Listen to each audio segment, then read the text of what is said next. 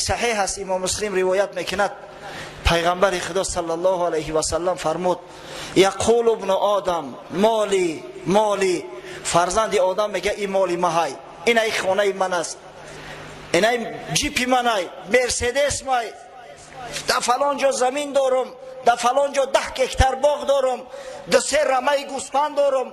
انسان عادت شمی های با فخر میکنه به همون مالش. و هل لک من مالک الا ما اکلت فافنیت او لبست فابلیت او تصدقت فامضیت.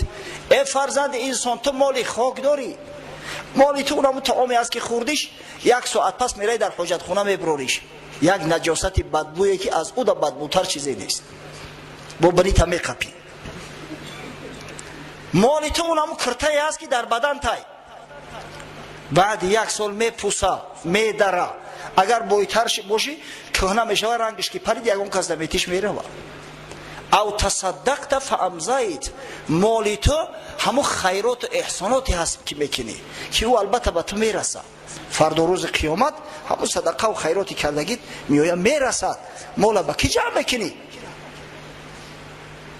نمیمانی در این دنیا 90 سال مگر هستی برای غیر حمال. آخی تو در این دنیا 90 100 زندگی نمیکنی برای بیگانه ها را تو حمالی؟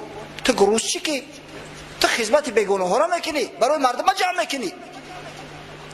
به شوی زن بماند مخزنی تو، به جان خود عجایب دشمنی تو.